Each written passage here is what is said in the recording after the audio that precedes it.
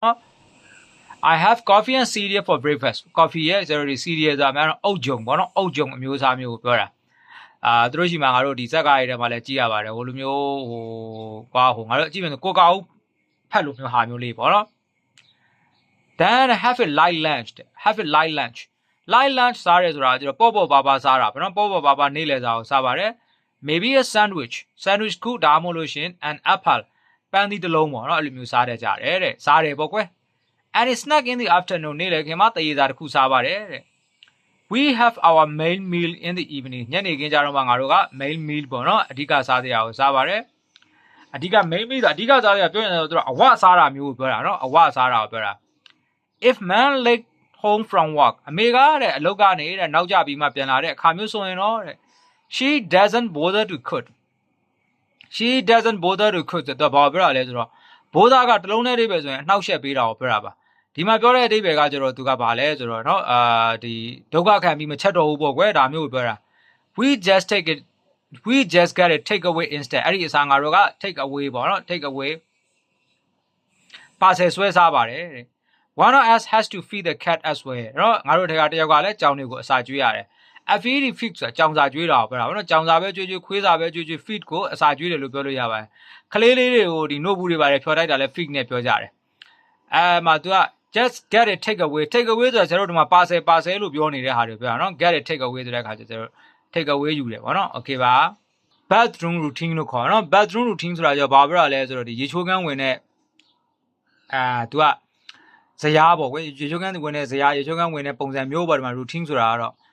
I usually have a shower when I get home from college because my sister Rosie and my brother Marcus spend so much time in the bathroom in the morning have a shower ဆိုတဲ့အသုံးအနှုန်းလေးကိုမှတ်ပါနော် have a shower ဆိုတဲ့အသုံးအနှုန်းကကျတော့ तू ကဘာပြောတာလဲဆိုတော့ရေချိုးတယ်ဆိုတဲ့ဟာမှာတာမန်နေ့စဉ်လုပ်ငန်းလိုမျိုးရေချိုးတာကို have a shower လို့ခေါ်တယ်ဆရာဘာလို့ပြောတယ်ဆိုတာကိုခွဲပြောတယ်ဆိုတာကိုသမီးကိုခဏနေဆက်ပြောပြပါမယ်နေ့စဉ်ငါတို့တွေအခုကွာနေ့တိုင်းရေချိုးကြတယ်မအားတဲ့ကြားတဲ့ခါကျတော့ချင်းအလုပ်တွေများနေကြတယ်ရေရောချိုးမချိုးလို့ချင်းလူကနေလို့မကောင်းနော်ဝုန်းနဲ့ခွက်နဲ့ခတ်ချိုးတာပဲဖြစ်ဖြစ်ဒီတကယ် shower နဲ့ချိုးတာပဲဖြစ်ဖြစ်တန့်ရှင်းရေးအတွက်ချိုးတာဒီ have a shower ဘာကြောင့်လဲဆိုဆက်ပြောပါမယ်နော်ရေချိုးတယ်တဲ့ကျောင်းမပြန်လာမှရေချိုးရတယ်ဘာဖြစ်လို့လဲဆိုတော့တဲ့ငါအမနဲ့ငါကိုပေါ့နော်ရေချိုးခန်းထဲမှာအချိန်ရမ်းဖြုံးတာတဲ့မနေ့ဆိုလို့ရှိရင်တဲ့တို့က I only have time to have a wash and clean my teeth တဲ့ဆန်တော်က brush my teeth လို့ပြောပါတယ်ငါမတဲ့မျက်နှာလေးတစ်ပြီးတော့သွားတိုက်ဖို့အချိန်ပဲရတယ်တဲ့ Before Rosie comes into put on a bit of makeup တဲ့Rosie ဝင်ပြီးတော့ makeup တွေပါတယ်မလိမ့်ခင်လေးပေါ့ဟဲ့တဲ့ In the winter I sometimes have a bath instead of shower တဲ့ sounding solution တော့တဲ့ငါကတဲ့ဒီပေါ့နော်ရေချိုးတဲ့အစားငါကရေစိမ့်တယ်အဲ့မှာဆရာပြောချင်တာ have a bath ဆိုတာကျတော့ relaxation therapy လို့မျိုးသူကဇိမ်ခံခြင်းတဲ့သဘောလေးနဲ့ရေလေးစိမ့်ပြီးတော့တချင်းလေးပါလေးနားထောင်တာအဲ့ဒါကိုကျတော့ have a bath လို့ပြောတယ်ဒီမြင်ပါလိမ့်မယ်ရေချိုးကန်ကြီးထဲမှာစက်ပြန်မြုပ်လေးထည့်ပြီးတော့နော်တချင်းလေးနားထောင်ပြီးတော့ဇိမ်နဲ့စိမ့်တာ I like to lie in the bed and listen to music တဲ့နော်ငါကတဲ့ဒီ bed ထဲမှာပေါ့နော်လှည့်ပြီးတော့တဲ့တချင်းလေးနားထောင်နေတာတဲ့ Okay နော် housework ကိုကြည့်ရအောင်နော်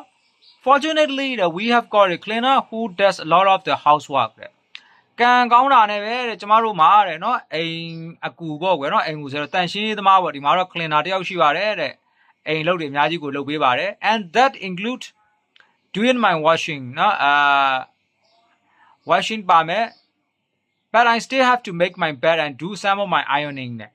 အဝတ်တွေပါလေရှော့ပေးတာပါတယ်ဆိုပေမဲ့ငါကတော့တဲ့ပြောချင်တယ်သူက make my bed ဆိုအဲ့ရခင်းရတာကိုပြောတာနော်အဲ့ရခင်းရတယ်ပြီးတဲ့အခါကျလို့ရှင် do some of my ironing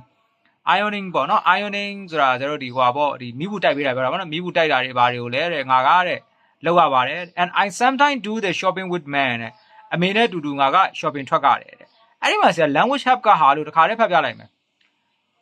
သူက when we do the shopping နဲ့ shopping ပေါ့နော် shopping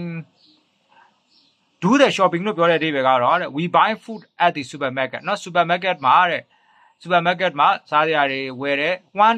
we go shopping က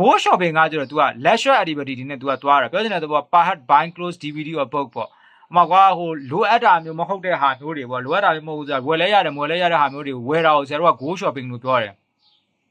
do shopping ကကျတော့စားစရာဝယ်တာဒါမျိုးလေးကိုခွဲမှတ်ပါ okay နော် spare time အချိန်မိုးတွေမှာဘာလုပ်လဲကိုကြည့်အောင် on weekdays I usually stay in and watch TV in the evening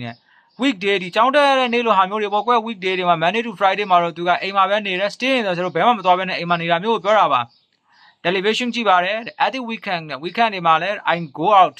quite a lot with my friends တကယ်ချင်းချိုးနဲ့ငါကအပြင်ကိုထွက်ဖြစ်တယ် either to the cinema or just to a cafe cinema ဒီရုပ်ရှင်ရုံကိုဒါမှမဟုတ်လို့ရှင် coffee ဆိုင်မှာဖြစ်သွားကြပါတယ် and I eat out once a week တပတ်တစ်ခါလောက်လဲငါကအပြင်ထွက်စားဖြစ်ပါတယ် sometimes friend come around and we chat about close music and college ခါကြောလည်းတကယ်ချင်းနေအိမ်လာပြီးတော့တဲ့ငါတို့တွေတဲ့ဒီနော်အဝတ်အစားအကြောင်းတွေတေဂီတာအကြောင်းတွေ college အကြောင်းတွေကိုငါတို့တွေပြောကြပါတယ်ဗောနော်